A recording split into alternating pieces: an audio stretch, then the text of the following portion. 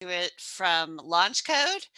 And today was my first sort of technical interview ever. And I say sort of because I wasn't really sure what this interview was. So that was my first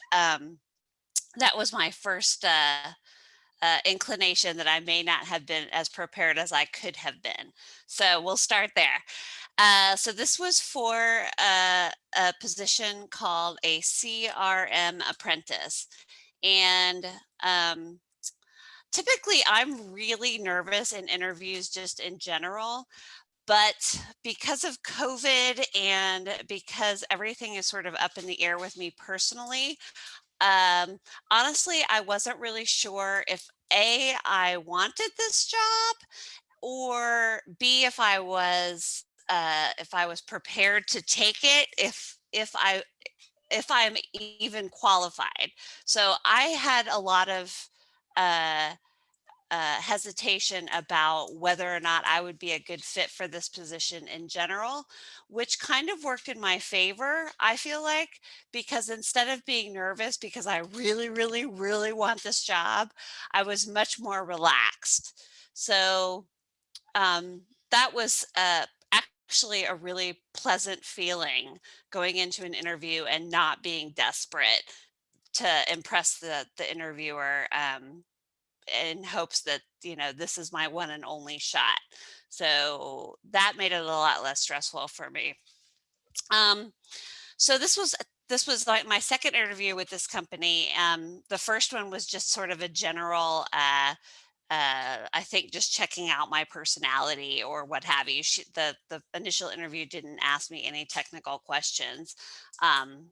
At all, really. She just kind of gave me an overview of the company and what they were looking for in general for their apprentices. So she apparently liked me enough to set me up with a second interview. And that was just an hour ago with this guy. And it was a half an hour long. And he started off by telling me a little bit about the company, a little bit more about the company, and basically what the position looked like, which was helpful because, like I said, I wasn't really 100% clear on what it was that I was interviewing for. So, yeah. But I had done some research based on the information that the initial interviewer had sent me about the company. So I had some basic information. So that being said, his questions were really pretty straightforward. He asked me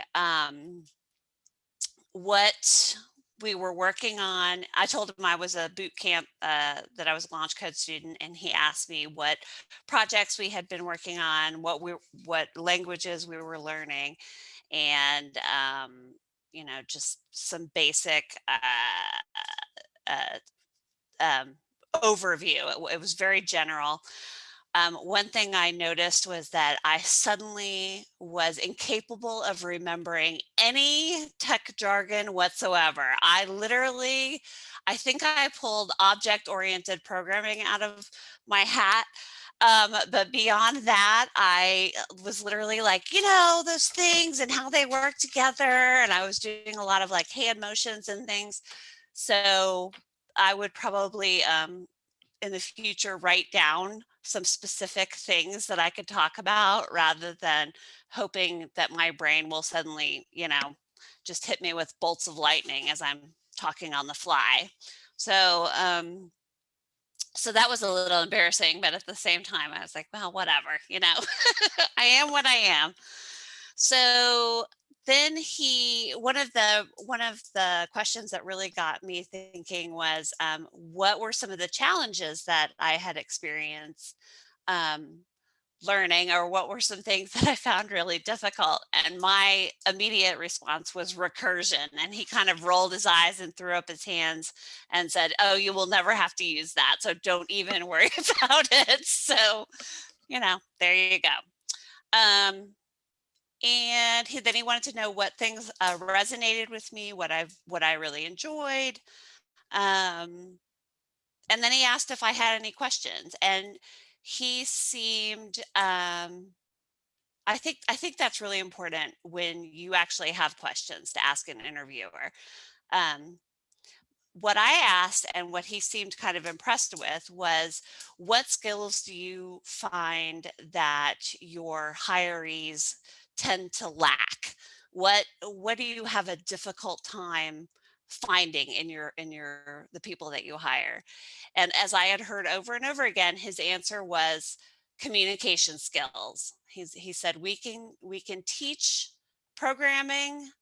What we can't teach is how to talk to people, how to basically those soft skills of uh, being able to have a conversation with your team members and with customers. And he specifically said emotional intelligence, which if you don't know what that is, that's basically reading the room, right? Knowing when other people are uncomfortable, when they're having difficulty communicating, and sort of active listening, those kinds of skills that if they don't come naturally to you, which they don't for a lot of people, uh, really helps if it really helps if you practice those kinds of things with other people. um, I thought I was a pretty good listener, and I took a communications class, and um, I learned some things about myself with that. So even if you think you're good at those things, I would say that I know I have room for improvement, and that was something that he said was just a really important skill. So it was a half an hour interview. I tried to be very cognizant of the amount of time that I spent uh, listening and also talking. So that being said, that's the end of my lightning talk. Uh, and I'm open for questions. Thanks. On Miss Courtney. Wow.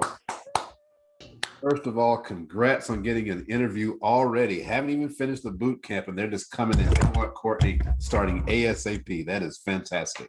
So she said she's open for questions, so we'll take up to the first two questions. Anyone has questions for Courtney? Looks like Stephanie has her hand up. Oh no, that was a clapping. Was one of the technical questions they asked you? Like I said, he didn't really ask me anything specific. He wanted to know. He said, what were some of the things that languages that we were learning or whatever. And I said, well, I think it kind of follows what a classic sort of arc. I said, CSS, HTML, JavaScript, Java, Angular, yada yada yada. And he said, yeah.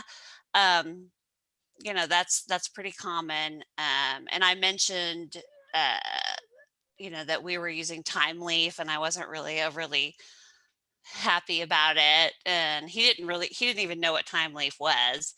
But it wasn't one of those super technical interviews. It was mainly, I think, because it's an apprenticeship. Um, he said that sometimes they hire people that don't have any, that have barely any programming experience at all. So it wasn't one of those ones where you have to solve a programming problem. I've got great news for you about time leaf, Courtney. Nobody uses it. Do we have a second question? No? All right, well, again, I could ask one. Courtney, definitely. you mentioned that going into the interview, you didn't have a great understanding as far as like the position. So coming out of the interview, do you have a better understanding? And like, can you tell us a little bit about like what you think the position is more about, to let the rest of us kind of know? Sure. Yeah, it was for a CRM apprentice, which is a customer relations management position. And uh, my understanding, and they use this particular company uses Dynamics 365. And so I knew that. And so I had done a little research about that. But I wasn't clear on because it's a big, you know, blob of different programs and different ways of using these things. And he basically said, you know, it depends on the client, what they need, and that they typically like to use the out of the box uh, options that Dynamics provides because it's less likely to break. So it was more about learning what the customer wants and integrating those out of the box pieces of Dynamics into the most effective use for the customer. Um, which made me feel a little bit more confident about my abilities, because even then I had looked up some of the source code for some of these programs that you can kind of tweak if you need to. And I was like, I think I understand this. So I got a little bit more confident about that as well. But yeah, I should have done more due diligence, I think, before the interview. Um, but I also had the feeling that it was going to be a little bit more basic than your typical extreme technical interview. So I didn't want to overdo it, if that answers your question. That's awesome, Courtney. So thank you for sharing with us tonight. Sound like you had a great learning lesson, and I definitely wish you well on this track of interviews. That's awesome. Thank you, guys. Thank you. We're going to go on to our next speaker for the evening. And so I have Desiree Dixon, and I see she's on my screen. She's right beside Courtney. Desiree, you all ready? I am, yeah, thanks. We're all going back on mute. It's all yours. All right. So yeah, I'm Desiree Dixon. I'm also a student at the Launch Code Bootcamp.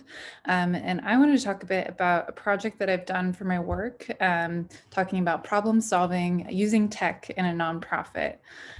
So what I do outside of being a student at Launch Code, I also work at a nonprofit arts foundation called Art Bridges. I've worked there for about 2 years. And I actually started off in a non-tech role at all, but I've since moved into a little bit more of a tech type role. And so before Launch Code, I didn't really have too much coding experience. I'd maybe done like an HTML class, like in a summer program, like in 6th grade. And I dabbled a bit in some free resources out there like Code Academy.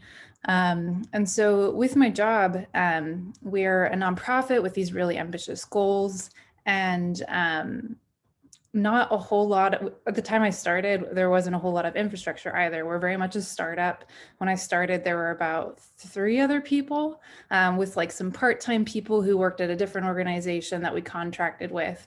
So not a lot of infrastructure, but big goals. I was hired as the traveling exhibitions coordinator. And whenever I interviewed and started the job, they're like, well, we've got 200 projects for you to manage. So good luck, basically.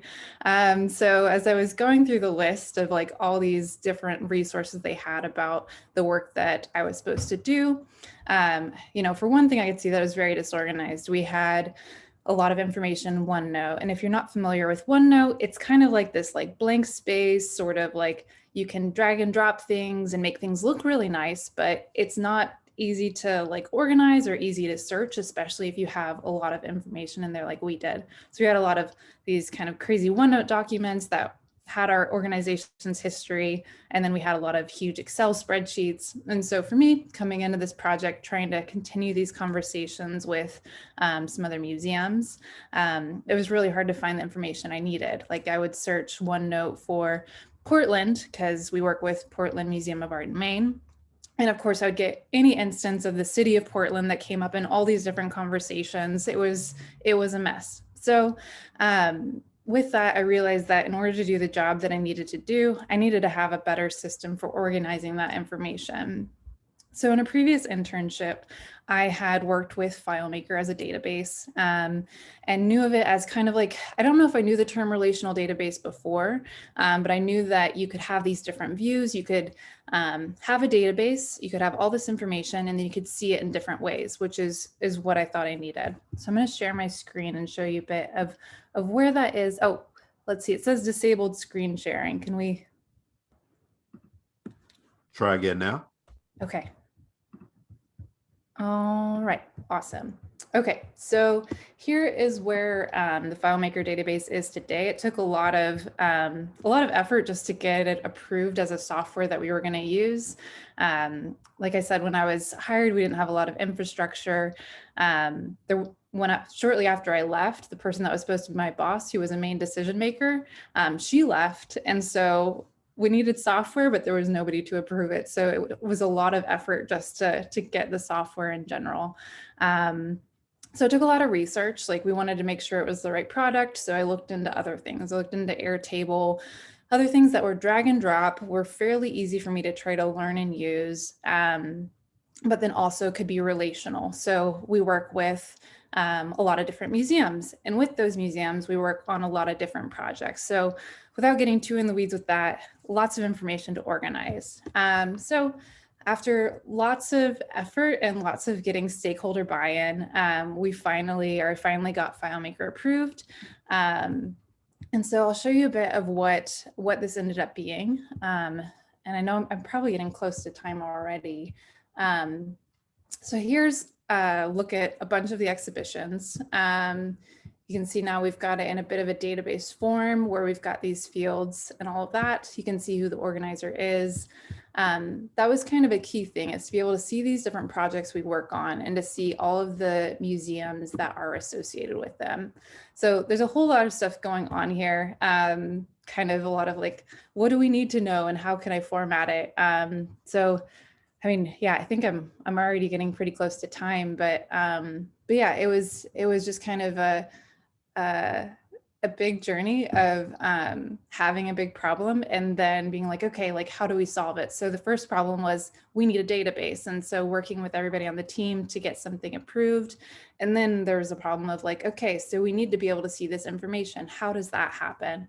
And so I ended up building a low code database in FileMaker that stored a lot of the information that we needed and organized it a bit better. Right now, actually, our team is working on a Salesforce implementation. So if you're not familiar with Salesforce, it's also a CRM or like a client relationship manager. And I actually didn't know the term CRM at the time, but what I basically ended up building was a CRM in FileMaker where, you can, let's go to a certain institution's page in here and then see like a communication log and see all the things that have happened with them and see any context there as well. So yeah, so that's kind of a look at a project I did where, I came into this role that was totally not tech related, but it was a huge project and I had a lot to do. And I was like, I can't do this if I don't have a system to help me do it. So with a lot of persistence and dedication, finally got it to happen. And now I'm actually in more of a tech related role where I'll be working on the Salesforce. I'll be kind of an administrator for Salesforce. So yeah, I'll leave it at that. Any questions or anything? Well, great job. Wow. Thanks. And yes, we'll open the floor for questions. Any questions for Desiree? I have a question. So for the FileMaker, I'm not familiar with it, but I just looked at it. It's just a basic database, right? So what kind of language did you have to use to make it to what you needed it to be? Yeah, it's a great question. So the big strength that FileMaker has that I needed at the time was that it's really low code. So I can show you a bit real quick of like what it looks like whenever you're developing it. So just this page, for example. So I'm in edit layout, I've got all these buttons. And so instead of code, I've got these sort of cues that FileMaker gives me. Can you see this pop-up that came up there? Yeah. So it helped me learn programming logic, but I didn't actually have to know code. So I learned about relational databases. I learned about foreign keys and how things need to relate, but I never actually had to learn JavaScript or SQL. What I ran into here though was that you can use JavaScript in FileMaker. That was part of the reason that I wanted to learn code better, actually, because I could never make it user friendly enough. And if I were able to learn JavaScript, then that would have made it, then I could have made it just like much more user friendly. But yeah, low code, just kind of learned programming logic, and I learned some database logic there. I've got a question. So now that you know a bit of JavaScript, are you going to be implementing that in FileMaker, or? There's part of me that would love to, like, you know, this was a huge endeavor and this wasn't even my job. Like, I was the exhibitions manager. I'm like, I need a database. So I'm going to like build a database nights and weekends. But yeah, so we're going over to Salesforce, which it's got a lot of built-in features. It's super user friendly. So they have a programming language with Salesforce called, I think, Apex maybe. Yeah, so I might do a bit of the programming there, but since we're moving away from JavaScript, not JavaScript, we're moving away from FileMaker, I'm not gonna invest any more energy in it right now since we've got so much other stuff. I would love to, though. There's part of me that's like, what if I played around with it some more? But waste of energy at this point. Awesome. For the record, Zach stole my question. I was going to ask the exact same thing. Like, you know JavaScript now. You've got that in your belt. But anyway. Yeah, and awesome.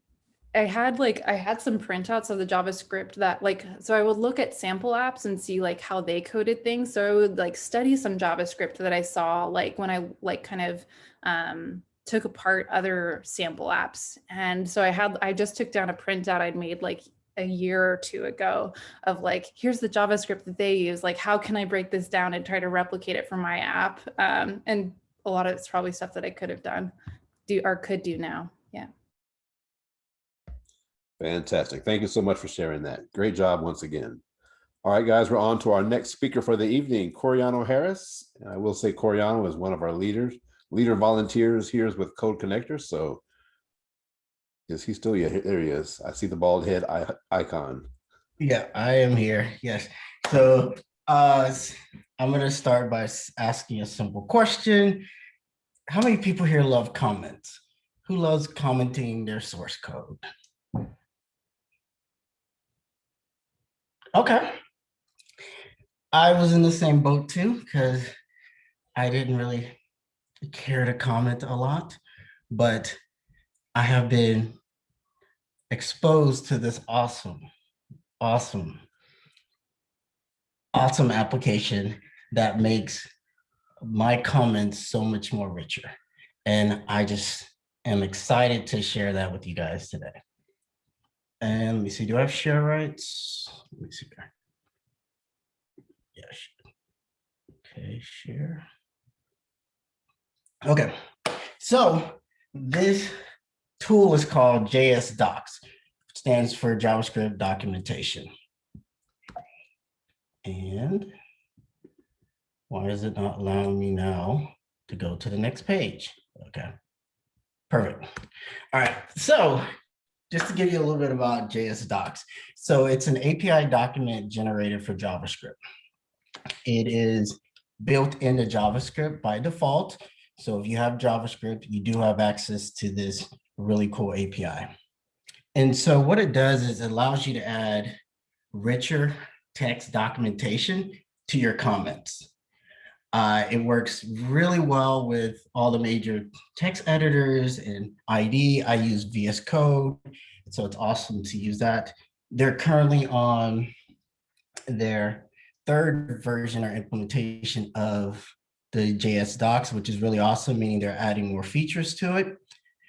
Just for some more information, that is the link to their documentation, which is jsdocs.app.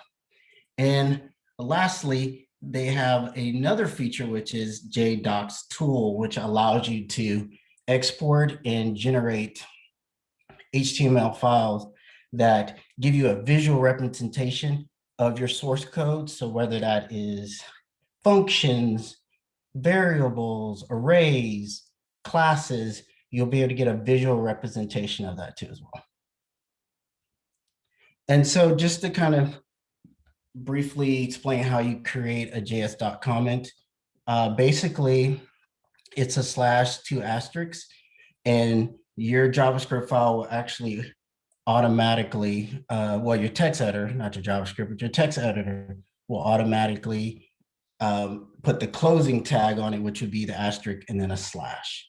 The anytime you make a new line, you'll be getting, it'll start with an asterisk for a new line.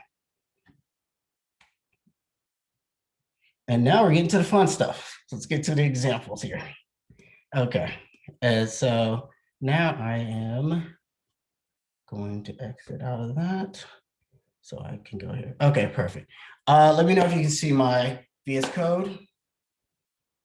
Okay, perfect. So we're going to start with a function. And so once again, with JS docs, it starts with the slash and the two asterisks, and it closes with an asterisk and a slash. So what's really rich about JS docs is that it allows you to place in these keywords.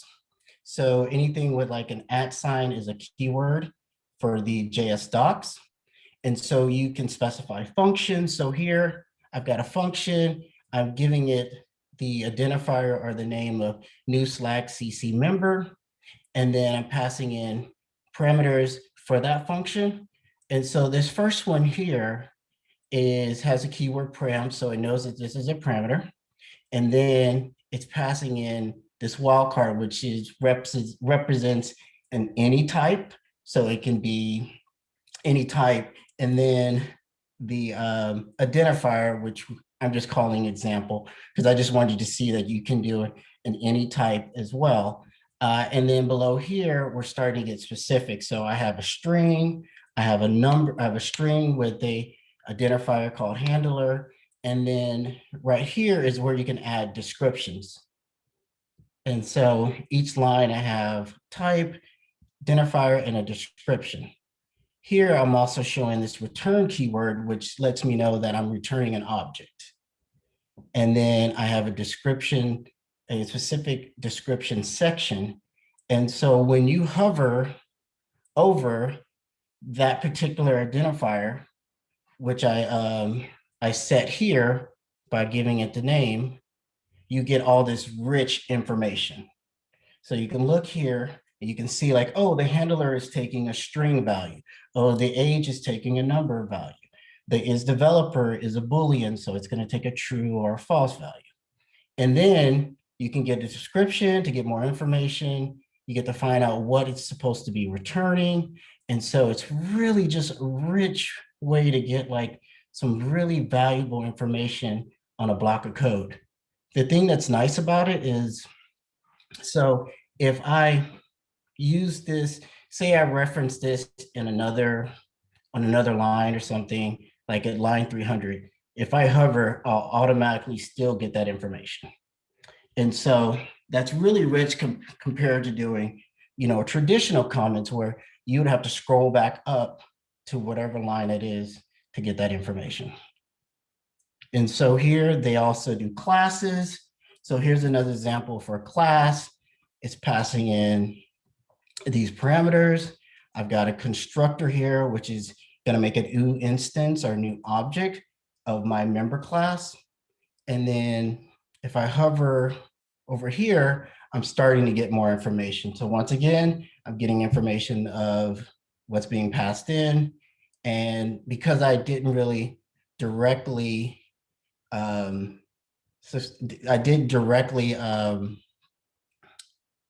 pass in the JS docs to this constructor. That's why it's putting in the any value, because it doesn't have anything that's saying what it's specifically going to be.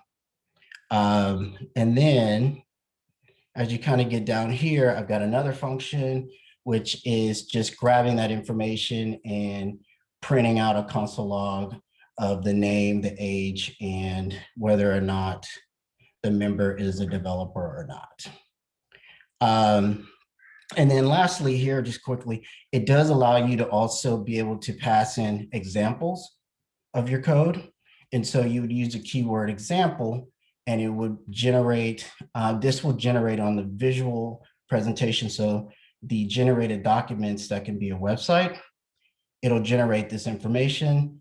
It'll allow you to do this keyword, which will basically be for a link.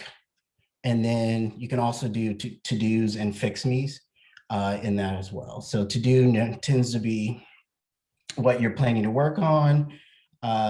Fix-me is some bug or something that you notice and you want to go back at some time in the future or another time to go and kind of take care of that issue.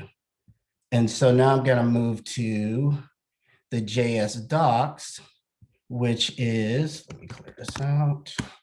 Cool. Pop this up. So the JS docs tool is basically, it's a tool that you do have to install. So you can install it globally or locally. And what it's going to do is generate this output, which they call an out folder, which is going to have a bunch of static HTML documents that is going to visually display all of your content on your source code. So if I go here and write in right here, so if I do JS and then the name of the file, hit that, since I've already got this page generated, it makes a folder that basically is generating another website. And so here it's breaking down my globals for scope, and then my index, which is a home page, and then my JS source file. So since I'm using this as my JavaScript, it's making a source file of that. And then it's also making a page of my classes because that's a new section. So if I click on here and go here, see it generates this page. And so what's nice is I can click on here and now I'm getting a visual representation or presentation of my particular class. I can also look at the source and know exactly which file that is located in and which line. Also here, it does scoping. So you have a global section. You can also have a local section as well. And then if I click on here, you're starting to break down all the different functions that are on the page here. So an example here, when I made it that example, it's now showing, okay, you've got an example of this new object, Jira object. This is the C, which is the link to to-dos, tells me I need to implement this library. And the source is letting know exactly where that code is in my source code. Then you go down here and you do methods because this is global. So this is a method off of the global object, which is the window. And so this method is passing in just a bunch of params. And then they give you this really nice table that breaks down exactly the identifier, which is the name, the type, and the description of what that represents. And so down here, it also gives you the return. So in this one, I'm returning a new instance of my new Slack CC member, and that instance is going to be an object.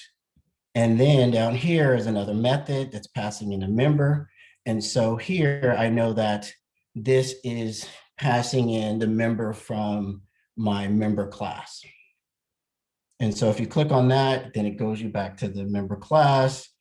You go back home here. Let me see here, it'll take you to the source code. So if you go here, now I'm in the source code. So this is just a copy of everything that you had in your JavaScript file. So it's just a really awesome documentation way for comments and for you to visually see and present the code that you have. We use this at work. We use this for presentations. And so it's just really beneficial. So I thought it would be something good to expose you guys to. So it's definitely making my comment experience so much more pleasant. And with that, as I always like to leave, is, oh no, you did not. There you go. Thanks for your time. Appreciate it. That is pretty neat. Just for reference, so amongst our code connector leaders, Coriano is definitely one that has some design chops in his background. And Stephanie Wiggins, who's on tonight, and Ted Patterson, they are the ones that actually head up and founded our UX UI meetup that we have every Friday. So if you want to have your slides all nice and pretty like he did and somehow color coordinate your slides with your VS Code editor, hadn't seen that before, you should come to our meetup on the last Friday. Really neat. So, question, we'll take up to 2 questions for Coriano. This is not a question, but thank you so much, Coriano. This is like the coolest thing ever. I'm gonna use this. I'm gonna share it with people.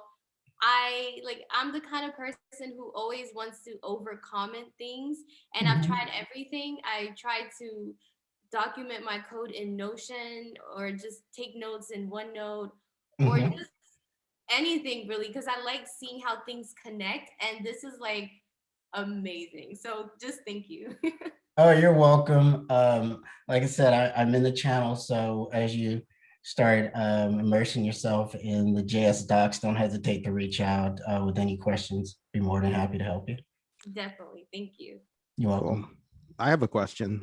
So I used something similar like this a long time ago, and I would be able to do the slash double asterisk, and it would auto generate the parameters and everything for me. Does this one do that too? Yes, it does. I just didn't use that this time. But yeah, there's I think VS Code has like 4 plugins that can do that for you. Yep. Okay, that's awesome. Cool. Yeah. Fantastic. So we're going to call that 2 guys. Feel free to certainly engage Coriano further on the Slack channel. I'm sure he would love to go deeper into JS doc, which is totally new to me. That was pretty neat. Good job, man. Thank you. Thank you, guys. All right. We got somebody else coming in. Oh, it's James Quick. Hey, James. All right. Next on my list, we have Zach Wilson. I know Zach is here. He almost beat me here. I'm not going to ask if you're ready, Zach. You stay ready. So floor is yours, man. I guess I'm ready. All right. So I am doing my talk here on why we should be utilizing returning citizens in tech. Returning citizen is somebody that's been convicted, done time, and have come out. And I just want to preface this that as of June 2020, the United States officially reached the highest prisoner per capita of any other country again. And when we aren't in that first position, we're usually in the top 3. And then I also want to preface by saying that nearly all of those who are incarcerated will be released back into society. And that in 2016, almost 7 million people were under the blanket of the corrections industry. What that means, incarcerated on probation or parole. And these individuals often have minimal preparation and inadequate assistance for re-entering society. So just to kind of drive this home a little bit, I want to talk a little bit about the problems that they face and then how that relates to tech. So one of the big issues is housing / homelessness. Most people return to live with their family or friends, and many of them did not rely on them prior to incarceration. Most leave with little to zero finances. So securing a place to live apart from family or friends is nearly impossible. On top of that, there's strict housing policies where you will be denied apartments, etc. And you also cannot get public housing if you've ever been convicted of a drug conviction. So that's a weird caveat. A lot of them have medical needs, mental and physical, that they leave, whether they had them before or obtained them after, essentially. There's very little assistance. So many states exclude those who have had drug convictions from getting assistance like food stamps or cash assistance, and you are ineligible for temporary welfare. So Another problem is education. Many have very minimal education and limited resources. And as we kind of talked a little bit about substance abuse, that's one of the huge issues. And actually, I've got a little thing to share here. So this is the Bureau of Prisons, Federal Bureau of Prisons. I'm not sure if you can see this very well, but we can see that in column E is our drug convictions, drug offenses, and that is nearly 50% of people in federal prison are on or fall in that category. So a huge thing is employment. There's big gaps in resume and stigma surrounding the individuals, and then lack of training, of course. So how does this relate to tech? Well, what are developers? So I would hope that you all know this, but at the highest sense, highest level, a developer is somebody who is a problem solver. They use technical solutions to solve problems. When I want to propose that all of these people that somehow make it through all of these hurdles and still learn to program are great problem solvers. So the need of developers is huge. Worldwide, millions of tech jobs go unfilled every year. And when I was doing my research for this, I saw that in 2019, it was something like 700,000 jobs were unfilled in the tech world. And so because of that, there are a lot of hiring managers that are trying to hire outside sources, like essentially finding different pools of talent from different walks of life, which is a good thing. And that a lot of them overlook the formerly incarcerated. So anyways, I got this little visual here. It's off of a John Hopkins and a SHRM survey. And John Hopkins, if you don't know what that is a huge hospital and health systems. So they're a pretty good company about hiring people with criminal backgrounds. 5% of their workforce is or has a criminal background, and they have statistics showing that they have a 43% higher retention rate of that compared to regular people. And then the SHRM survey, which basically just collects data. They interview hiring managers and stuff like that. They say that the workers with criminal records bring just as much value, if not more, to their organization as workers without criminal records. So one of the good things about tech is that it's trying to be more diverse, and it needs a lot of work, but research shows that diverse teams are better. They function better and they get better outputs. So Black and Latino workers are underrepresented in science, technology, engineering, and math, which is also called STEM, and are also overrepresented among the people with criminal records. So hiring from this type of people is a good way to add diversity. And so basically just recapping, if these individuals can serve their deemed sentences and somehow get around all of these gigantic hurdles, and they basically show that they have these soft skills of drive and determination, which are huge skills to have in the workforce. There's also many reasons, moral, professional, and to give people like these a chance. And if they have these skills and the know-how, they deserve essentially the same type of chance as everybody else. And that is it. I don't know if I went over or I'm under time, but whatever. Looks good to me. Great job. Let's hear it for Zach. Man, way to bring a very human and empathetic solution and look at this issue. I appreciate your perspective on that so much. We'll take up to two. First of all, are you entertaining questions? I didn't see that on slide. Yeah, I can do that. 2 questions for Zach. Great job, man. Zach, so at this stage now in your development journey, like,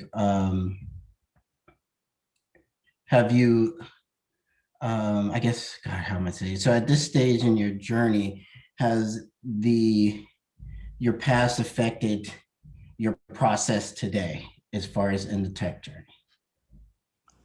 I'm so early on in my tech journey that it hasn't affected it quite yet. But as far as like getting a job and stuff in the past, definitely has been an issue. You often get forced into low skill level jobs, such as food industry or manufacturing, that kind of stuff. And a lot of those jobs have little to no upward mobility. So I'm just kind of, tech is a really good field because you aren't required to have these credentials or have a degree per se. Now, some positions might require that, but not every single job is that way. So I think it's a great field to bring these type of problem solvers in. Awesome. Thank you. I had a question. Yeah. Then this may be outside the purview of your talk, but did you have any ideas or suggestions for how to encourage companies to expand their horizons into that? Or on the flip side, how to encourage more education in the way of incarcerate people that are still incarcerated, like programs that might allow people to take these kinds of classes while they're still incarcerated or soon after they get out, or do those programs exist already? Yeah, that's a good question. So there are several programs that do exist. Let's see. I'm blanking on the name here. Actually, I have it pulled up. Or maybe I don't. Anyways, so there are companies that do stuff like this. Next Chapter, that's the name of one. Essentially, they work with Slack, Zoom, and Dropbox, which are all, as you know, huge companies. And they take in formerly incarcerated, and they essentially give them a monthly stipend to attend a full time boot camp. And then from there, if they pass that boot camp, they're guaranteed an apprenticeship within some of those companies. So that's a good way to get their foot in the door. As far as like while they're incarcerated, that's a whole nother issue. It's a huge broad topic. A lot of people will get books sent in, and literally without a computer, they will do it all on paper and stuff. They'll kind of learn these things and just write the code out and have their peers review it. It's just a whole crazy thing. But yeah, there's definitely ways to move around after, how they can enter the tech realm from there. That's amazing. I mean, that amount of dedication alone would be such a huge indicator of how, hard someone's willing to work. That's just mind blowing. Also, one other thing is there's a group called Underdog Devs that I'm involved with that's really good about providing resources. They have a Slack channel, and they give iOS stuff and starting to do some web development as well. They have professional come in and teach classes and all that kind of stuff. So it's really cool free resource as well. Very cool. Thanks so much for sharing, Zach. All right, moving on down the road. Our next speaker is Mr. Gabriel Easley, another fantastic launch code student, killing it in the boot camp. Gabriel, the floor is yours. Thanks, Lawrence. Hi, everyone. Yep, I too am a launch code student. uh, and I just wanted to share a bit of insight that I've gleaned from my admittedly limited time in tech so far. I came to tech from the field of construction. I primarily am a desktop technician currently. But as you might guess, I noticed some pretty stark differences in the attitude and even the innovation involved in these two fields. One thing that did carry over was using the right tools. I hear a lot of people talk about don't try to use a certain tool to do, you know, to write certain types of code. So in construction and tech, you absolutely need the proper tool for each job. You wouldn't use a screwdriver to cut a board, and you would install a new graphics card with a butter knife. I hope. I have actually seen someone do that. That's beside the point. Please do not install computer components with a butter knife.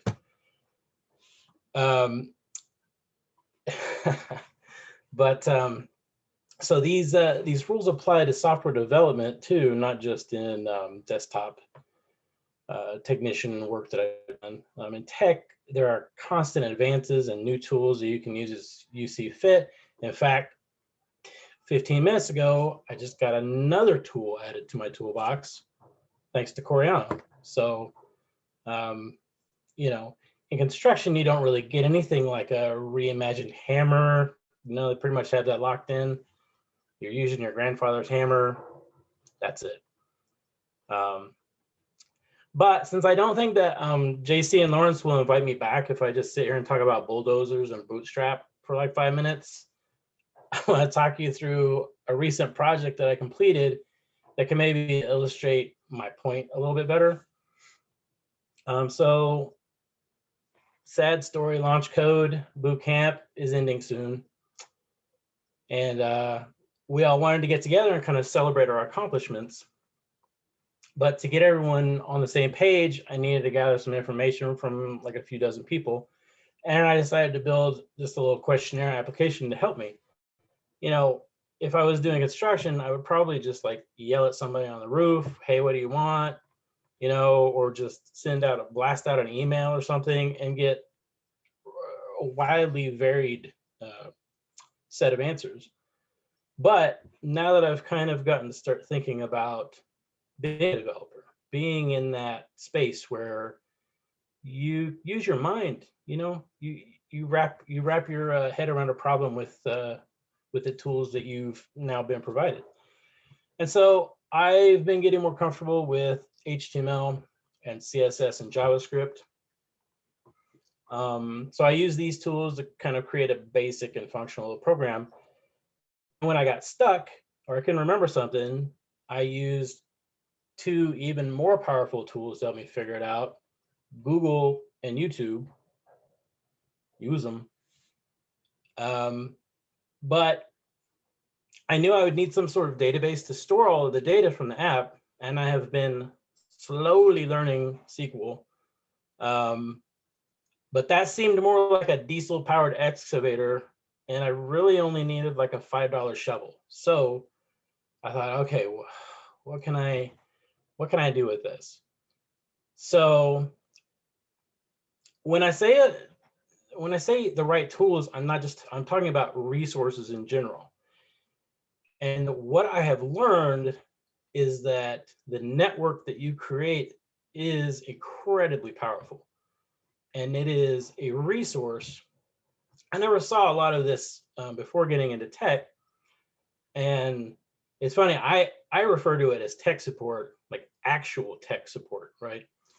You need professional peers, and you need a cheerleader sometimes. Maybe you're so independent you don't really need to know. You've done a good job. But it gets even better when someone you respect tells you that, I promise. And I can assure you that nobody is out there in the field saying, hey, good job on that jackhammer, I really like the way you angled it to chip the stone instead of just drilling straight down. It's not, that has never happened in the history of construction, I promise. So what I did was I reached out to my teacher slash cheerleader, Sabrina.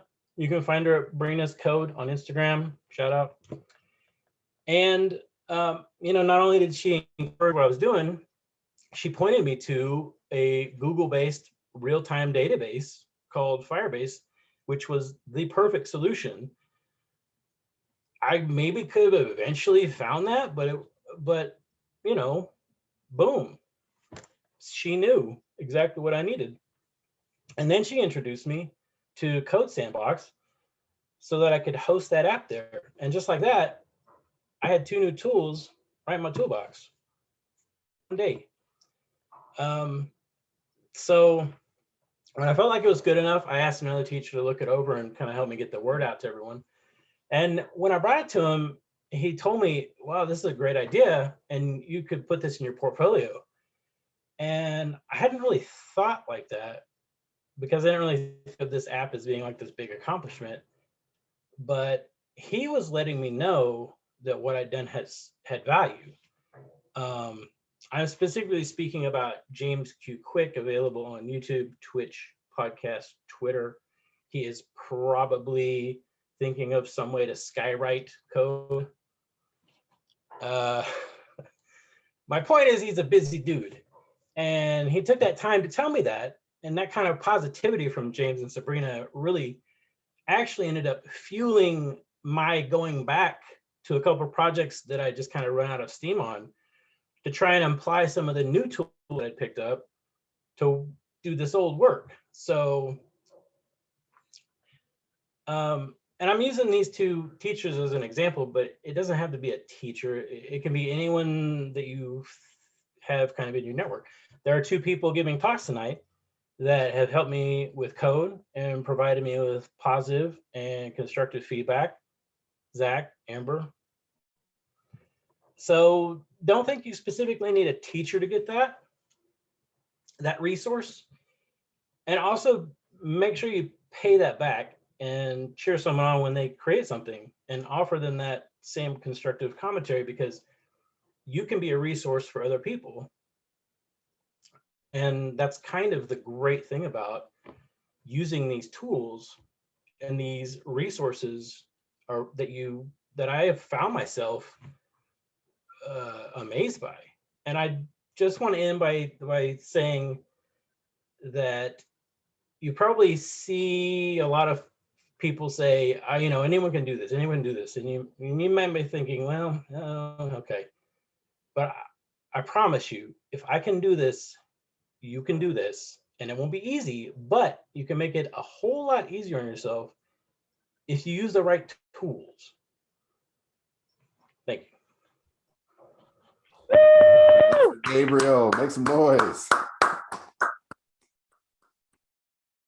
So Gabriel, I just need you to know I definitely feel personally attacked with the butter knife scenario. I don't know how you know that. You need to get out of my kitchen, because I like my butter knife. It just works.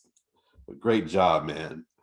Guys, Gabriel is not elected to do Q&A tonight, so I'm going to take a quick commercial break since we're about halfway through to say welcome to those who may have joined a little bit later, didn't hear my spiel in the beginning. Welcome to Code Connector. Definitely join us. If you go to codeconnector.io/Slack, that's the easiest way to get on our Slack channel, where we have daily talks about tech. We have a separate channel for interview prep, separate channel for resume review. You can get free resume reviews. We do daily code challenges almost every day. And also, whenever we start to meet and again in person, that'll be the best place to go on our Slack channel. So definitely join us there. Again, Gabriel, fantastic job, man. And your analogies are the best, just the best. I want you to know that. All right, so next up we have Amber. Hey, Lawrence. Hey, JC. Hey, y'all, we got a chat going on in the Code Connector Slack. So if you want to just chime in on how you feel about this and whatnot. And also there's another one, if you're not on Code Connector, on the Lunch Code Slack. Just want to throw that out there. I know we ain't got a Slack and chat thing going on. Yeah, Zoom did a weird thing and just removed chat for no reason. They didn't ask me. So yeah, jump on Slack and we can chat. Thanks for that, JC. All right, next up, Amber. You look ready, so I'm going to go on mute. It's all yours. All right, yeah, I'm Amber Bauman. First of all, Gabe, thanks for the laughs, as always. So this is my first tech talk, and I am completely new to tech before this launch code program that actually my friend Heather here told me about. So thanks, Heather. But prior to launch code, I had no background or honestly interest in tech or coding at all. My background is I have a degree in psychology, focusing on like the research side of things. And because I am so new and I have, prior to the program, I had no knowledge about tech or programming. As we've been going through the program, I found myself to be overwhelmed at times just because there's so much to learn. And I think even if you've been developing for a long time, like we all know that there's a rabbit hole and there's always more to learn, and it can be really easy to get kind of like stuck in the syntax and trying to understand the magic that like happens in the background of things. And so what's really helped me with that is, as Sabrina, my TA, has really taught just through like posts that she's put out there, but also just through kind of like watching and listening her like work through programs or like debugging and whatnot, is focusing on the concept. So, you know, taking a step back out of like the nitty gritty of the syntax or whatever, and looking at like the broader picture of things, because when you have a better understanding of the concept, you have an understanding of where you want to go, what you want to see, and it can kind of help you understand where you are and kind of where you need to go from there. And we've been learning Java and launch code and object-oriented programming. And so just to like give an example of me working through understanding the concepts, you know, there's 4 concepts in OOP: abstraction, encapsulation, inheritance, and polymorphism. And James, yes. But a good example of just inheritance would be, we've been working with a coding events application where we've just been, the application, you can create an event, you can create an event category, you can delete it, and it basically creates a table for you of all these events that you have. And initially in the code, we had our events class and our event category class, and both of these classes on their own had the same code where they auto-generated their own IDs. And so to clean and dry our code up so that we don't repeat ourselves, we created a superclass abstract entity that holds the code now to auto-generate that ID, and then also has the getter for that, and then also the equals and the hash code method. And so we took all of that code that was in both of those classes, moved it into a new class that we created as our superclass, and then we were able to have our subclasses, event and event category, just extend that superclass as an effort to just kind of clean up our code. And then that also means that anything else, that any other classes that we create down the road can also extend and utilize that superclass. And I think that when we have like a better understanding of the concepts of things, it can also highlight the power that it has, because inheritance just in and of itself can be extremely powerful. If you're like, okay, I know that I have a variety of things that are different and unique, but they also have like the same, maybe some of the same fields or some of the same methods, instead of always like repeating ourselves and writing the same code and copying and pasting, we can just create one superclass that we have our subclasses extend. And so yeah, just focusing on the concepts has just really helped me when I get overwhelmed with things, like taking a step back. And it has also helped reinforce, because I have always been a master procrastinator especially like in school stuff, and I was always rewarded for it because I would procrastinate and I would do really well, got 4.0 GPA and whatnot. And I know now, like in reflection, I've been out of school for about 6 years now. It's just that I learned things and I understood things, obviously, but I probably would have been way better off if I focused more on concepts and really integrating that knowledge for like a deeper understanding. And I think that just directly translates to tech and to coding, because you can Google all the syntax that you want, but if you have no idea what's actually happening and the reasoning for it, then there's kind of no reason to do it. So yeah, that's that. I'm open to questions if you guys want. Thank you. Thank you. Nice. Before we get to questions, this whole story you got of I'm new to tech, and you just delivered a whole university lecture in 5 minutes. Just stop it, okay? Just stop it. You've got this. That was awesome. She said all the right words the right way. Me and James over here just going crazy. So nice job. We'll take up to 2 questions for Amber.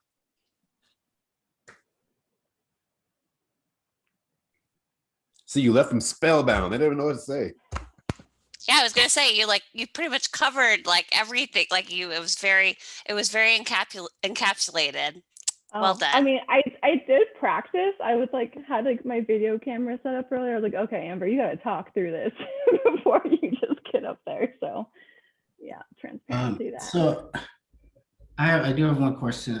It's kind of about your learning style, because you mentioned before how you were able to, I guess, grasp concepts and stuff easy, I guess, when you mentioned like you were procrastinating, but you were still able to get the concepts. Has it made you kind of rethink about your learning style to kind of understand coding? Oh yeah, 100%. Okay. I think the reason before I was able to procrastinate so much and still do good is psychology and sociology and all that kind of stuff, but that comes really naturally and easy to me. My mind just clicks with that kind of content and learning, but anything within like STEM related fields, just my mind I've always had to work extra hard in order to do well, like in those kind of classes and courses. And that doesn't mean that I can't do it. It just means that I have to acknowledge that it's not necessarily like my strongest suit naturally. So I do have to change my learning style to fit whatever I'm trying to learn and get better at. Awesome. Yeah, I've had to do the same thing in tech as well. Yeah. Adjusting my learning style. So that's awesome. Thank you. Do we have a second question for Amber? All right. Again, great job. Thanks for showing up and just showing out. That was nice. Thank you. Next up tonight, we have Bakari in the studio. Bakari, the floor is yours. All right, thank you. This isn't actually a studio. It's me and my girlfriend's workplace, but I thank you for calling it a studio.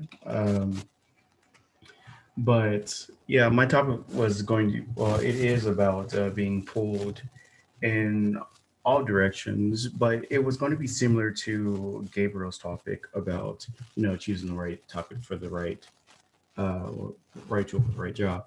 And since he went through the software route, like I was going to do, I might as well go through like the typical personal route. Like whenever you're starting a job or, when you're starting a coding job or a project, let's say, being able to take time out for yourself or being able to focus on like that specific code project and that job, understand that you won't always have the correct time to be able to do it. I'm sorry for freeballing because I legitimately took all the words out of my mouth. But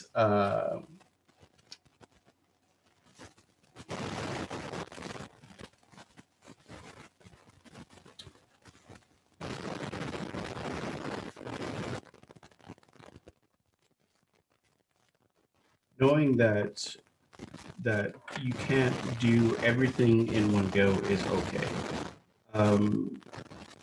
Making sure that you know that you are human and being able to do the things that can take care of you first and foremost, besides on working on a code base all day, every day, is very important to your personal health, your mental health, and just knowing when to stop and learn other things like per se other languages, not even coding languages. Like you can learn Spanish, Japanese, Korean. I mean, things that will take your brain off of just being in the mix of technological jargon will absolutely help you. Like, not many people will know that I actually lived in Japan for a bit. I have a background in studying Japanese, and I do kind of go about studying code in a way I would study a foreign language. And it's helped. I also take time with like knowing that, hey, if I don't get this done immediately, it's okay. Because I do have this long term, well, I do have this mindset because I want to be the best at what I do. Because growing up, that's what I had to be. Um, and knowing that you can't always be the best in what you want to do is okay. I mean, I'm really not trying to ramble on, but as being put on the spot makes me a little bit nervous. It's kind of it's like it's like how they say in Japanese, doki doki suru, which is very very nervous. Um, but just long story short, just don't don't always have your mind in coding because being pulled from things isn't always going to be bad. It's accepting that, hey, you have a life beyond coding. You have a life that's not going to be dictated by the work that you slave over every single day.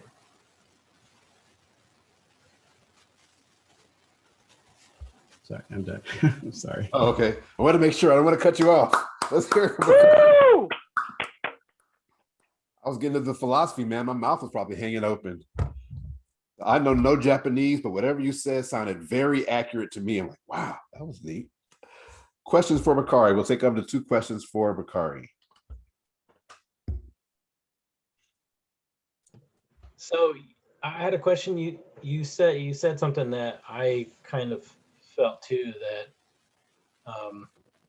you learn code like it's a foreign language, because I kind of feel like you need that same structure and mindset, right?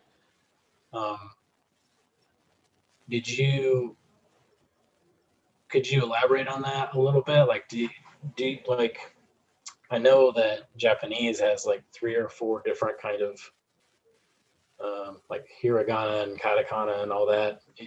Do you kind of like focus in on one like that and make sure you know that particular thing, and then like go to the next one after you've kind of feel that way, or you give yourself some time to reflect, like you were saying? Yeah, yeah, like you said, Japanese is broken out within 3 language writing types, which is katakana, hiragana, and kanji. Kanji is like based on Chinese characters, but yeah, the way I think about it, especially when it comes to coding, is that front end typically would be your katakana. Like it's it's simplistic, beautiful in nature, but it can be applied to show several meanings to things. I would believe hiragana is more of like a, since that's more the base language that you convert to kanji, I would believe that would be more of like your SQL data, you know, building your database. It it it it shows some connection between what you want to say and what you want to do. And I guess back end would be like kanji and whatnot. It's really, really painful and difficult to get used to, but when you do, you can communicate in a way that you never thought before. There's so many things, there's so many different ways to write one thing that means so many different other things. And once you get that base knowledge down of like how Amber was saying, concepts, then you can do whatever you want. Thank you. That Nice. answered my question perfectly. Any other questions for Bakari? I just want to say, I think that's a brilliant and beautiful comparison between Japanese and coding languages. I think that's just a phenomenal comparison. Thank you for that. That was cool. And we're going to count that as a question. So again, good job, Bakari. We're down to our last two. Wow, we've been flying tonight. Christopher Miller, I see you mic'd up and ready, sir. It's all yours. Hello. Hey. Hey, y'all. I'm Christopher Miller. I'm another one of the Launch Code students. My talk is going to be what I call it, a beginner's guide to choosing a project. Quick, I'm going to put a time because, yeah, that'll help. Yeah, so total beginner here, just like a lot of the Launch Code students. I have no experience in tech previous to this, no coding or anything like that. So this course has been a total like, you know, they use the sort of drinking water out of a fire hose as a sort of analogy, and it's felt like that for me for sure. Keeping the concepts first and foremost has been good. Looking to the future though, like trying to figure out portfolio projects and just like projects to help you to become just more proficient with the skills we're learning. That's been challenging because, you know, there's just so much. You could do anything. And I have a passion outside of coding. It's rock climbing. It's something I talk about a lot, probably, maybe too much, I don't know. But I found that using these new skills that I've learned to just try to create something for the climbing community. That's sort of been a thing that's helped me a little bit. So I'll share a little thing that I built.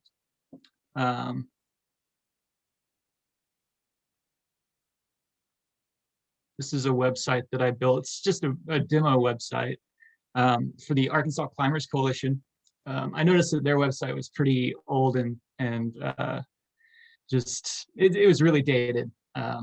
And so I just built something up with HTML, CSS, and JavaScript to sort of try to give them an idea of something that they could have. So I just built this, and I only have it's just a demo, so I only have 3 pages that are working, but they work, and it gave me the opportunity to just like to put some skills to work, and just try new things. You know, mostly it was following tutorials and such like that, but unfortunately they didn't choose to go with me to build their new website.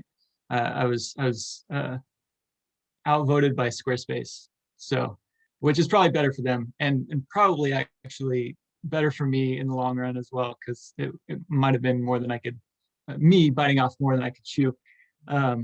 But I can still take what I've learned in this process of just building all this. Get off that. That's people's information. But I can use the same things that I've been working on with this and expand it even further with the Java that we've been learning and the MySQL database stuff. I'm going to build a root database with that users can create a profile and create new areas and new routes, share those with the climbing community at large. So it just sort of finding your passion outside of coding and then using the skills that you learn with coding.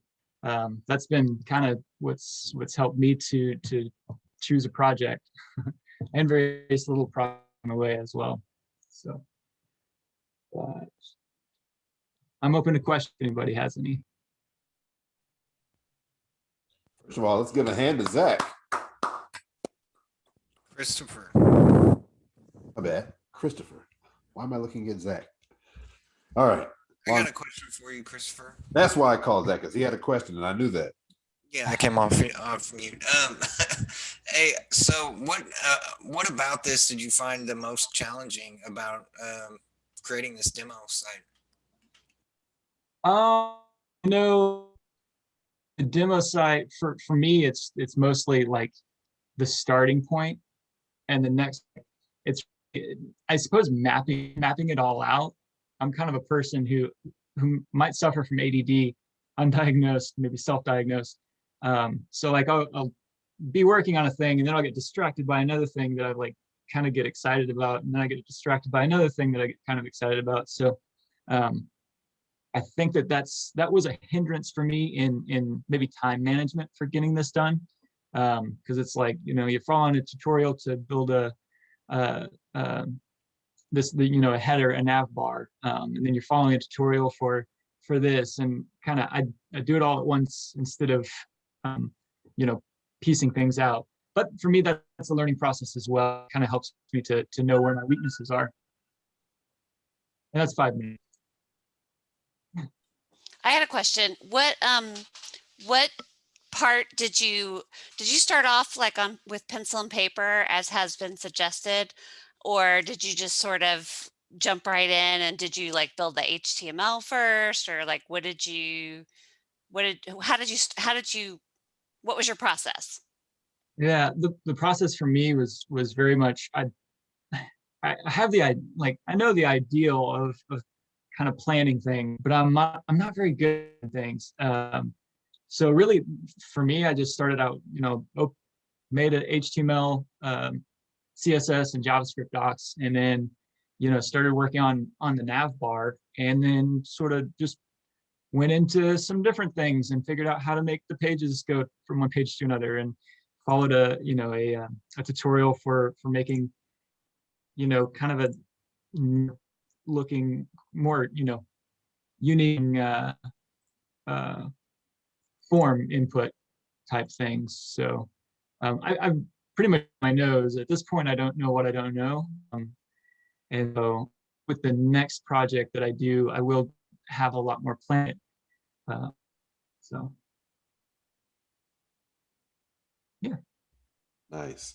Again, great job, Chris. Thank you for sharing your site and that information about picking a project. All right, we are on our last speaker. Next up is Eric, who, according to the Slack chat, has a 3-foot tall distraction trying to make their way on camera. And if they do, it's okay. They're totally welcome. Totally love Eric. He's a code connector, faithful, very diligent about answering the daily code challenges of the day. Those of you who have technical interviews coming up and worried about solving code problems, this guy's one of our little masters. You should come join us on Slack. Check it out. Yeah, I said it. Either way, Eric, floor is yours. Glad to have you. All right. Good evening, guys. Glad to speak with everyone tonight. I'm glad Lawrence decided to put me at the end, because I feel like my talk is probably going to be the one most likely to help you get to bed tonight. So we're going to talk about literate programming with R Markdown. So I'm going to go ahead and share my screen real quick. And really, what I'm trying to do is convince everyone that there are more things in the world that you can build than just websites. There's a lot out there, especially in terms of things that get used day to day in the business world. I loved hearing Desiree talk. I came from a nonprofit background myself, working directly with foster kids, and just sort of slowly drifted into tech. And one of the things that we missed in that nonprofit space was the ability to sort of do things quickly and without a lot of manual work. Literate programming is really your path to getting things done in a business setting without having to do everything manually. So we're just going to be briefly introducing that this evening. So really, we're going to talk about what literate programming, what it is, and how the R language and R Markdown provide developers with tools to take advantage of this approach. So first of all, what is literate programming, right? Well, according to Wikipedia, literate programming is a programming paradigm introduced by a guy named Donald Knuth, which I probably mispronounced, where you give a computer, in which a computer program is given an explanation, blah, blah, blah, blah, blah. You guys can read, right?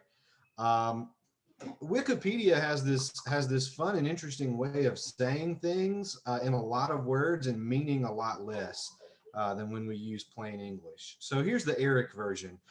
Literate programming is basically writing and explaining your code all in one file. It's like comments on steroids, right?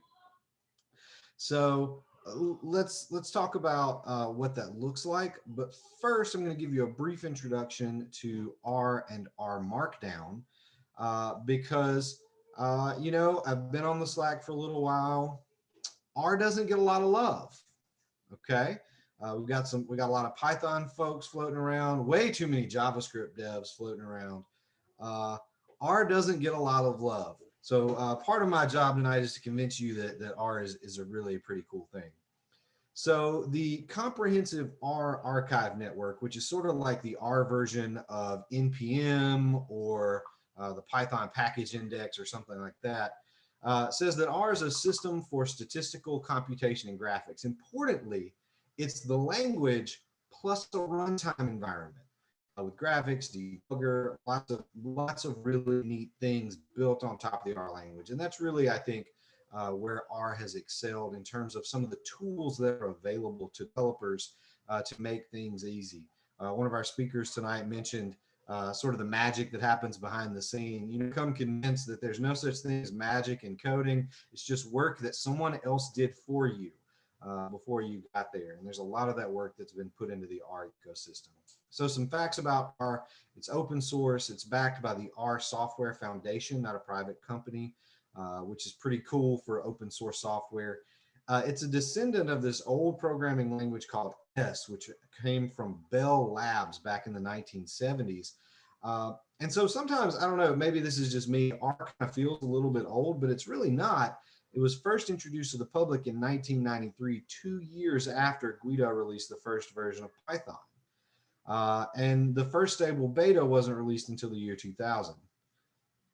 As of March 2021, R was ranked 12th in the Red Monk rankings. It started out at 17th and it's been slowly increasing ever since. So it's becoming more and more popular as data and data analytics is becoming more popular.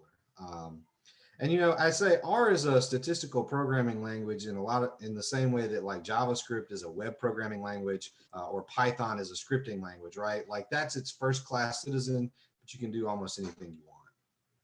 Case in point, R Markdown.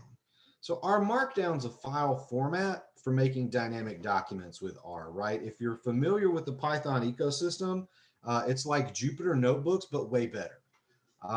And here's why, right? One thing, you don't have to run a web server on your local machine to use it, but it's also really easy to get into and it's very, very flexible. So as a literate programming tool, you can put a lot of things in an R Markdown document and produce a lot of different file formats that are intended primarily for human consumption.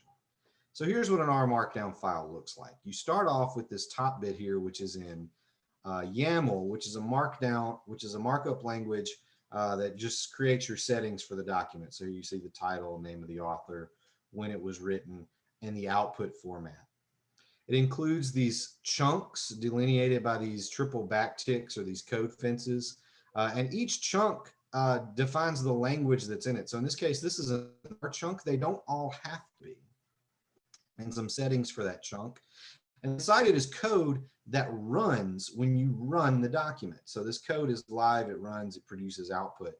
And that output can go into the document, and that output can be anything from a table to a graph to, you know, just dynamic text. Really anything that you want to program into there, you can put in. So let's see that in action. So here is the result of an R Markdown script. And I'm noticing that DB Connect, some of this stuff's a little bit hard to read in night mode. So I'm going to risk losing a little bit of programmer cred and switch over to bright mode. Okay. I apologize if that offends anybody's eyes. I should have warned you before I did it. So we're just going to go through a really quick code sample here. We're going to use some SQL to extract data from a SQLite database, use some R code to analyze that data. And what we're going to determine is we're going to look at some movie data and say, okay, who was the actor or actress most likely to appear in a Martin Sheen movie with Martin Sheen, other than Martin Sheen himself? And if you look over on the right, you can see who Martin Sheen is. He's the guy on the left. He's potentially best known as the father of Charlie Sheen, also a famous actor. So first, we're going to make a connection to the database. In my R Markdown file, this is a code chunk. So it's just creating a connection string and creating that connection to the database. There's going to be a lot of code on these slides. You don't have to understand all of it. I'm going to put this information up later if you want to come back and look at it, because I'm trying to blow through my what do we say, 30 minutes as quickly as possible. So let's start by extracting the data from the database file. And to do that, I've written a SQL query, right? So we're selecting movie ID, title, the year it was released, the name of the star, and the star's date of birth from a couple of tables joined using some SQL code. This is SQL code that's embedded in the R Markdown document that runs and pulls that data out. So if I were connected to a real life database and this information changed between runs, I can run it again to update my document, right? So already that's huge. You can have documents that are dynamically updated from a database that you then turn into, you know, your boss or whoever else. So if we take a look, this is what we get out of that movie data, right? We've got the movie ID, the title, the year, the star's name, and their date of birth. With that table or that data frame, we can then go on and identify all the movies that are starring Martin Sheen by name and ID. So we're going to uniquely identify those.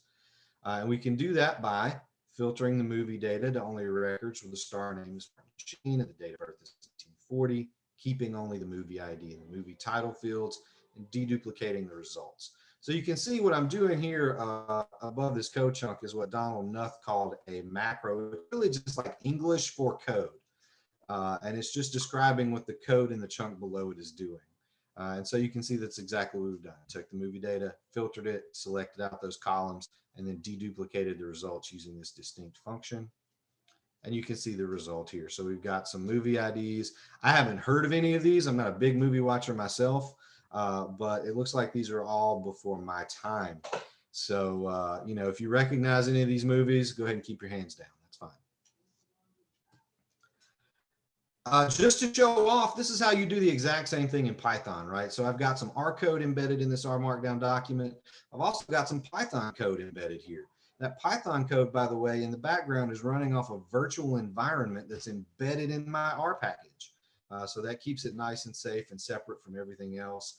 And we've got pandas installed in that virtual environment. And we're doing that same filtering and deduplication operation here. It's just not as pretty as the R version because Python's not as pretty as R. You know, it'll be okay. It can go to the prompt too, but you know, maybe it didn't get first choice. So next we're going to move on to some graphics, right? So we can include graphics here. I'm using the very popular ggplot2 library. So I'm building a quick interim little data set here, pulling each movie by decade. And then plotting it as a column plot. I'm putting labels on it. I'm setting the theme to be minimal because I do have to keep some programmer cred and putting labels on it. And so it automatically outputs my chart for me here in my document, which is, you know, given about 15 seconds worth of coding, not too bad. Okay, We've got our listing of movies. Let's see which actor or actress other than Martin Sheen appears the most times. And if you're not familiar with Martin Sheen movies, the answer is probably going to surprise you. It did me. So it's this guy, Phil Cousineau, that I mispronounced. I've never heard of this person before in my life, so I looked him up. He's a writer. That's what he's known for. I do not know why he's in 4 Martin Sheen movies. So, you know, I wanted to see what movies they were. So we quickly just identified which 4 movies Martin Sheen and this guy whose name I can't pronounce appeared in together. And it turns out all 4 of them were baseball documentaries. That's interesting to me. I don't know if that's interesting to anyone else. I've never seen any of these. But apparently this guy showed up as somebody who writes about and researches baseball in these movies that were all narrated by Martin Sheen. Go figure. Right? So that, you know, that's our markdown in action. That's what your documents can look like. Now, in your settings, of course, you can hide all these code chunks, keep them out. Honestly, unless I'm presenting to someone who just really does not know anything about code, I like to leave them in because it's accountability and it shows the process of how I got to where I'm going. The great thing about an R Markdown is that it goes in your version control just like all your code. So all of the changes that you do over time, all the updates to the document get version controlled as well. So you've got this history of changes you've made to it. If you've ever made the perfect Excel spreadsheet, given it to your boss, and then 6 months later they've asked for it slightly differently, My device you is will on. appreciate Device up here. version control on your code and on your analysis. So there's a ton of output formats here. I've mentioned that before, but you can have things like HTML notebooks, which are just HTML files, documents. You can output to PDF using LaTeX to style it. And if you're somebody who's really into LaTeX, then I'm sorry. It's actually really powerful. It's also, for me, really painful to look at. You can create a Microsoft Word template and output it to a Microsoft Word document that contains the styles of that Microsoft Word template, which is really kind of cool. You can do the same thing with an open document text. You can output a bunch of stuff inspired by Edward Tufte. If you're into that sort of thing, the PDF's actually pretty neat. You can output presentations as well. A lot of R nerds write their presentations in R Markdown and then output them to HTML files and things, and they present them. They look pretty nice.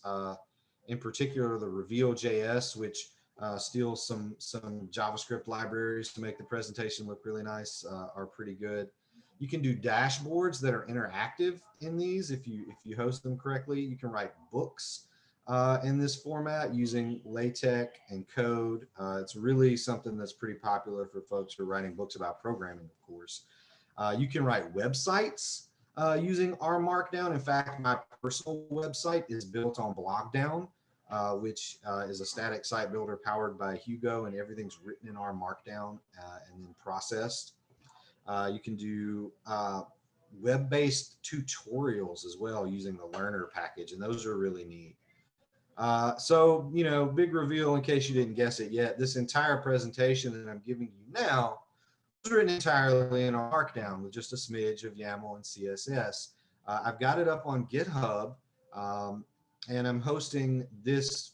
This is called a book down book on the web as well. So if anybody is interested in sort of the magic behind the scenes that went into building this, it's out there on the web. Please take a look. This is not the best talk you could ever hear about R&R Markdown or literate programming. So I included some better talks when you've got some time. So if you go check this thing out, there are some much better talks on YouTube that you can watch and learn a lot more. So I apologize for probably blowing way over my time. Thank you guys for your attention. I'll take any questions anybody's got. Wow. Put them together for Mr. Eric Burden. See if I can stop. Eric, I don't know if DevRel is in your future or not, but I'm sold. R is certainly something to learn very soon. I never thought about it before tonight, but you've sold me on R. All right, guys, we'll take up to 2 questions for Eric.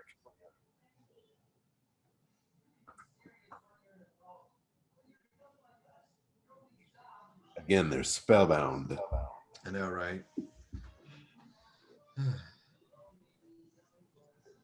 Tonight's sense of humor brought to you by Crosstown Brewing Company. I got a question. You know R, you know Python, and I'm assuming everybody knows JavaScript because JavaScript rules the world. Which one's easier which one was easier to learn in comparison, Python, R, or JavaScript? So I will be honest, I only know just like a bare smidge of JavaScript. You know, I know just enough to really mess something up, but that's about it. I started with Python, actually. Python was my very first language, and I recommend it as a really good starter language for folks who are just getting in, because it sort of reads the way you expect it to, and it's sort of, when you read it, it does the things that you kind of expect it to do, unless you're trying to be really fancy with it. Yeah, Python's pretty easy. R is not hard either, though, especially if you're somebody who's used to working in Excel. And doing like sort of the table manipulations. A lot of the stuff you really want R for is taking a data table and doing stuff with it and getting, you know, data out of it.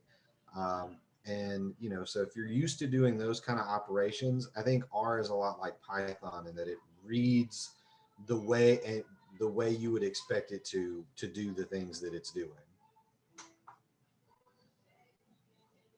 And I have a question to follow up with that. Do you have any resources that you could recommend for us to learn R, like any free resources or websites where we could learn R? Absolutely. So you were a little bit quiet, and I only heard part of it, but I think I heard the most important part, which is free resources for learning R. Yes. There are a ton. The RStudio website is probably the best place to go. So RStudio is the company that makes the RStudio IDE, which is like the preferred integrated development environment for working in R. It's completely free. You don't have to pay for it. But the other thing that they do is they put out a ton of educational material, including like starter educational material. They use a lot of R Markdown and to create like interactive elements for helping you to learn R. So that's a great place to start. The other one that I recommend and that I've used to train people is Data Camp. And Data Camp's got a really cool sort of interactive learning environment. They also teach Python, SQL, and several other things. So, and a lot of their initial offerings are also free.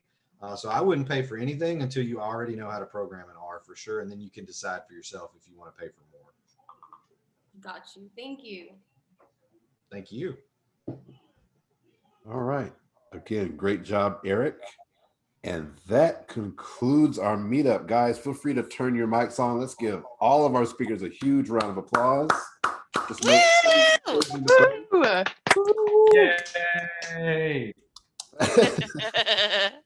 The puppy dog. Yeah, happy dog. Thanks to everybody that spoke tonight. Some of these are experienced developers. Some, as you heard, this is their first tech talk ever. They're still learning how to code.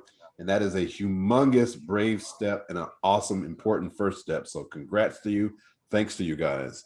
Thanks also to all the Code Connector leaders, JC, Coriano, RJ, Stephanie Wiggins, Autumn, James Quick, and myself. Thank you guys for pulling off this meetup and all the other meetups we have throughout the month. And this community feeling is amazing. I'm just totally geeked out. I'm nowhere near sleepy right now. And everybody that showed up just to hang out and hear what we had to say, appreciate you as well. Again, last time I'll pitch it. If you're not on our Slack, get on our Slack, come hang out with us and converse. We'd love to have you there. Until the next time, which I think, when is our next meetup? I don't even know. Is it the last Friday? Right. Just coming up for luncheon, and then probably the Friday. Absolutely. Yeah, this Friday is the next one. The UX UI meetup. Awesome. Love to see you at that one as well. You guys have a great night. Oh, James said time. Help me out with the times. Sorry. No, the Mondays at noon at 12 CST standard, and then the UI UX 11:30 Central. Yes. Teamwork. Thank you. Yeah, guys, that's all I have. Great seeing you out tonight. Have a great night. Thanks, Lawrence. Bye, everybody. Thanks, y'all. All right, Good take night. care. Have a good week.